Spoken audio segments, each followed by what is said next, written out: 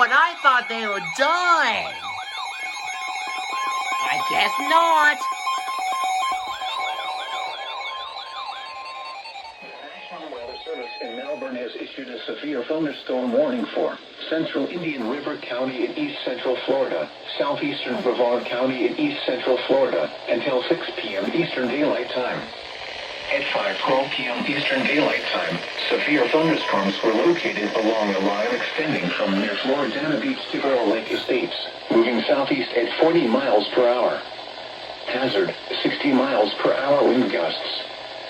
Source, radar indicated. Impact, expects damage to roofs, siding, and trees. Locations impacted include Sebastian, Vero Beach, Fells Mare, Indian River Shores, and Malabar. For your protection, move to an interior room on the lowest floor of a building.